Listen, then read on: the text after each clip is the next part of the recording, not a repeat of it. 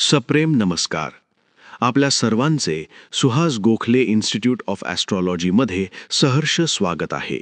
एकापेक्षा एक उत्कंठावर्धक, रोमांचकारी, गुंतागुंतीच्या केस स्टडीजसाठी आपले हे चॅनल प्रसिद्ध आहे. या चॅनलवर आहेत तशा केस स्टडीज तुम्हाला अन्य कोणत्याही चॅनलवर सापडणार नाहीत की कोणत्या पुस्तकात वाचायला मिळणार नाहीत. अशा केस स्टडीज कोणत्याही ज्योतिष क्लासमध्ये सोडवून दाखवल्या जात नाहीत. माझ्या 40 वर्षांच्या ज्योतिष प्रॅक्टिसच्या प्रदीर्घ अनुभवातून आलेल्या या केस स्टडीज आपला ज्योतिषशास्त्राचा अभ्यास एका वेगळ्याच उंचीवर घेऊन जाईल अशी माझी खात्री आहे. आजची केस स्टडी ही अशीच आहे, रंजक आणि तितकीच ज्ञानवर्धक. काही गोष्टी आपल्या प्रयत्नांनी मिळतात आणि काही गोष्टी योगाने.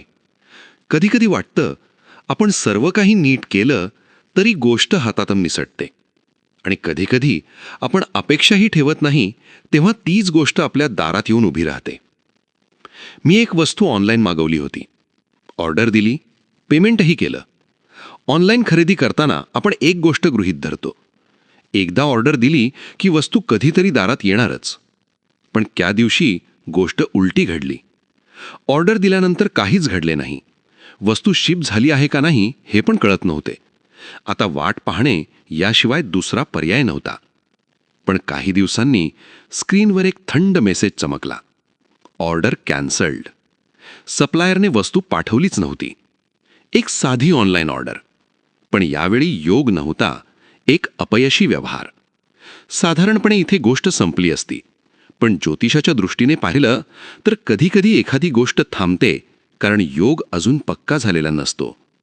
काही दिवस गेले आणि आश्चर्य म्हणजे ज्या वस्तूसाठी पहिली ऑर्डर फसली होती तीच वस्तू यावेळी खरोखरच माझ्या दारात पोहोचली.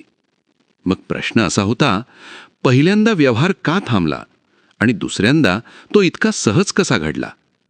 ही फक्त योगायोगाची गोष्ट होती की ग्रहांच्या खेळामागची एक रंजक केस स्टडी? त्याचे असे झाले, माझ्याकडे पॅनासॉनिकचा कॅमेरा आहे. तसा जुनाच आहे, पण त्यातली लेन्स एक नंबर. f2.8 12x optical zoom with image stabilisation Leica lens. अनेक वर्षे बिनतक्रार सेवा दिल्यानंतर एके दिवशी या कॅमेऱ्याच्या बॅटरीने क्या बच्ची की जान लोगे क्या असे म्हणत अंग टाकले. कॅमेरा जुना असल्याने त्याची बॅटरी मिळणे दुरापास्त होते. पॅनासॉनिक इंडियाने हात झटकले. पॅनासॉनिक जपान बॅटरी पाठवू शकत होते, पण त्यांनी सांगितलेली किंमत आणि शिपिंगचा खर्च माझ्या आवाक्याबाहेरचा होता. मग ॲमेझॉन, ईबे इकडे कुठेही बॅटरी भेटते का याचा शोध सुरू केला. एकदा अचानक ॲमेझॉनवर ही बॅटरी लिस्ट झाली. किंमत रास्त होती, पण एकच विक्रेता, ज्याचे फारसे रिव्ह्यूज नाहीत, कॅश ऑन डिलिव्हरी ऑप्शन नाही. अशा स्थितीत ऑर्डर करणे धोक्याचेच होते. पण काही झालेच तर ॲमेझॉन मध्यस्थ असल्याने तसे सुरक्षित आहे असा विचार करून दिनांक 13 ऑगस्ट 2017 ॲमेझॉनच्या वेबसाईटवर ही बॅटरी ऑर्डर केली. ॲमेझॉनचे काम तसे झटपट असते. शक्यतो ऑर्डर दिल्या दिवशीच पाठवतात. गेला बाजार दुसऱ्या दिवशी. पण यावेळी काय झाले कोणास ठाऊक, 13 तारखेला काहीच झाले नाही. अर्थात हे अपेक्षितच होते. 14 तारीख गेली, 15 तारीखही वाया गेली, काही पत्ता नाही. ॲमेझॉनकडून काहीच अपडेट नाही. ऑर्डर स्टेटस ऑर्डर रिसिव्ड असेच दाखवत होते. बघता बघता 17 तारीख उजाडली. शेवटी मी ॲमेझॉनबरोबर संवाद साधला. त्यांनी दिलगिरी व्यक्त करत अजून 2-1 दिवस थांबायला सांगितले. आता थांबण्याशिवाय माझ्याकडे दुसरा कोणता पर्याय होता का? ही बॅटरी ॲमेझॉनवरचा हा एक विक्रेता सोडल्यास बाकी कोणाकडेच उपलब्ध नव्हती. आता 20 तारीख उजाडली तरीही माझी ऑर्डर काही पाठवली गेली नाही. तो दिवस संपला, रात्रीचे 7 वाजले, अजून काहीही हालचाल नाही. ऑर्डर स्टेटस अजूनही ऑर्डर रिसिव्ड. हे काय चालले आहे तेच कळत नव्हते. ऑर्डर पाठवायला इतका उशीर झालेला मी कधीच पाहिला नव्हता. कधी येणार माझी ऑर्डर? हीच ती वेळ, हाच तो क्षण. प्रश्नकुंडली मांडायचा. प्रश्न होता, ॲमेझॉन मार्फत मागवलेली बॅटरी केव्हा पोचेल? दिनांक 20 ऑगस्ट 2017, संध्याकाळचे 7:45 स्थळ Gangapur road, Nashik. Tropical placidus. Amazon, eBay अशा अनेक वेंडर्सकडून मी असंख्य वस्तू मागवल्या आहेत. काही वेळा वस्तू पोहोचायला अपेक्षेपेक्षा जास्त उशीर झालाय. तेव्हा त्या केव्हा मिळतील या काळजीपोटी प्रश्नकुंडली मांडून उत्तरे पण मिळवली आहेत. पण या खेपेला प्रश्न जरासा वेगळा आहे. याचे 2 भाग पडतात. 1. ऑर्डर पाठवतील का? 2. ऑर्डर मिळेल का? ऑर्डर नोंदवून आठवडा झाला तरी अजून पार्सल विक्रेत्याच्या गोडाऊनमधून बाहेर पडले नाही. म्हणजे कदाचित मी मागवलेली बॅटरी स्टॉकमध्ये नसेल, किमतीचा गोंधळ असेल, या न त्या कारणासाठी ही ऑर्डर रद्दसुद्धा होऊ शकते. पूर्वी मी ऑर्डर केलेल्या ऑफबीट दुर्मिळ वस्तूंच्या ऑर्डर रद्द झालेल्या आहेत. ऑर्डर रद्द होणे ही शक्यता गृहीत धरलीच पाहिजे. पार्सल माझ्या हातात कधी पडणार? जर ऑर्डर पाठवण्याची शक्यता दिसत असेल तरच याचा कालनिर्णय करू. चला तर मग या प्रश्नकुंडलीचा अभ्यास करून या प्रश्नांची उत्तरे मिळवण्याचा प्रयत्न करू. आपण हा प्रश्न पाश्चात्य होरारी तंत्राने सोडवणार आहोत. प्रथम आपण या कथेतल्या पात्रांचा म्हणजे ॲक्टर्सचा आणि त्यांच्या प्रतिनिधींचा परिचय करून घेऊ. 1. मी. जातक हा नेहमीच लग्नस्थानावरून पाहतात. लग्नेश आणि लग्नातले ग्रह जातकाचे प्रतिनिधी असतात. शिवाय चंद्र हा जातकाचा नैसर्गिक प्रतिनिधी म्हणून असतोच. इथे जन्मलग्न 13 मीन असे असल्याने मीनेचा स्वामी गुरु माझे प्रतिनिधित्व करेल. लग्नात नेपच्यून आहे, पण युरेनस, नेपच्यून आणि प्लुटो या ग्रहांचा प्रतिनिधी म्हणून वापर होत नाही. चंद्र हा नेहमीच जातकाचा नैसर्गिक प्रतिनिधी असल्याने चंद्र आणि गुरु माझे प्रतिनिधित्व करतील. गुरुसारखा ग्रह माझ्यासारख्या विद्वान, प्रौढ, गंभीर व्यक्तीचा प्रतिनिधी म्हणून येणे ही या चार्ट रॅडिकल असण्याची एक खूण आहे. 2. विक्रेता. मी ॲमेझॉन या वेबसाईटवर ऑर्डर नोंदवली. माझा पैशाचा व्यवहार ॲमेझॉनशी होणार आहे. वस्तूची सर्व जबाबदारी ॲमेझॉन घेणार आहे. पण ॲमेझॉन ही कंपनी ती वस्तू स्वतः बनवत नाही किंवा स्वतः विकत नाही. देशविदेशातले विक्रेते आपली उत्पादने ॲमेझॉनमार्फत विकतात. म्हणजे ॲमेझॉन फक्त विक्रेता आणि ग्राहक यांच्यातील एक दलाल अशीच भूमिकेत आहे. तेव्हा या ॲमेझॉनचा विचार करण्याची आवश्यकता नाही. मी नोंदवलेली बॅटरीची ऑर्डर ॲमेझॉन त्या विक्रेत्याकडे पाठवणार आहे आणि तो विक्रेता मला ती बॅटरी पाठवणार आहे. आता विक्रेत्याचे स्थान कोणते? आपण ज्या ज्या परक्या व्यक्तींशी व्यवहार करतो त्या सर्व परक्या व्यक्ती सप्तम स्थानावरून पाहतात. त्यामुळे आपला विक्रेता हा सप्तम स्थानावरूनच पाहावा लागेल. सप्तम स्थानावर कन्या रास आहे, म्हणजे कन्येचा स्वामी बुध आपल्या विक्रेत्याचे प्रतिनिधित्व करेल. गुरु देखील सप्तमातच आहे, पण गुरु माझे प्रतिनिधित्व करत असल्याने त्याला विक्रेत्याचा प्रतिनिधी मानता येणार नाही. बॅटरी. मी त्या बॅटरीची पूर्ण किंमत ॲमेझॉनला दिली आहे, पण ती बॅटरी अजूनही मला पाठवली गेलेली नाही.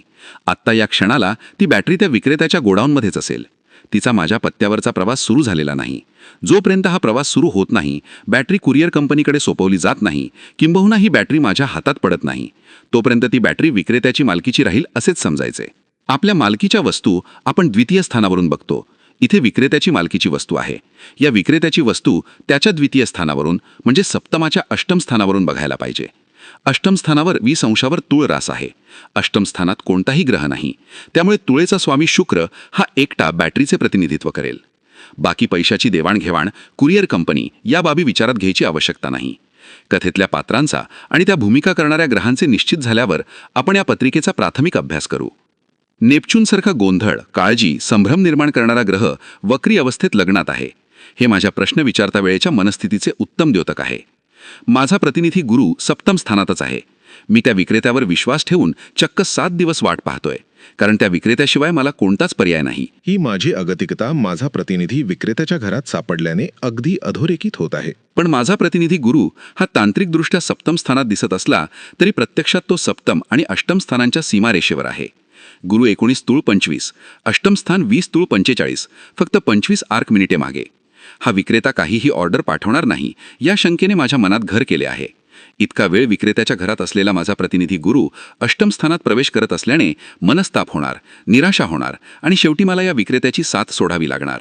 या परिस्थितीला माझा प्रतिनिधी गुरु विक्रेत्याच्या घराच्या म्हणजे सप्तम आणि मनस्तापाच्या घराच्या सीमारेषेवर असणे याहून समर्पक दाखला आणखीन कोणता असू शकेल? बुध जो विक्रेत्याचे प्रतिनिधित्व करत आहे तो वक्री अवस्थेत षष्ठ स्थानात म्हणजेच विक्रेत्याच्या व्ययस्थानात आहे. असा वक्री प्रतिनिधी तो देखील व्ययस्थानातला 2 बाबी सुचवतो. एकतर हा विक्रेता लबाड आहे, याची नियत साफ नाही, किंवा हा विक्रेता खरोखरीच आर्थिक अडचणीत असावा, त्यामुळेच ऑर्डर मिळून सुद्धा तो बॅटरी पाठवू शकत नाही. इथे एक मजा पहा.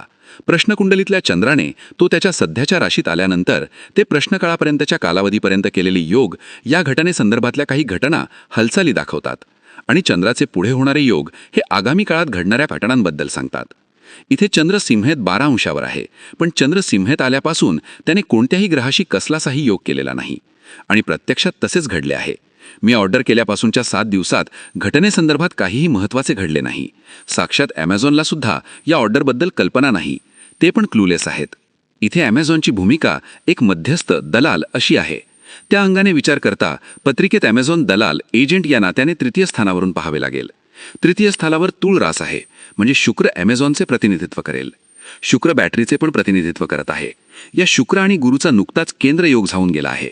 शुक्र म्हणजे ॲमेझॉन आणि गुरु म्हणजे मी यांच्यातील हा योग मी ॲमेझॉनकडे पैसे भरून बॅटरीची ऑर्डर नोंदवली ही घटना सूचित करतो. एखादा चार्ट किती बोलका असावा याचे हे उत्तम उदाहरण आहे. मग पुढे काय झाले त्या बॅटरीचे ते सर्व पाहूया केस स्टडीच्या दुसऱ्या भागात. तेव्हा दुसरा भाग पाहायला विसरू नका. धन्यवाद आणि शुभेच्छा.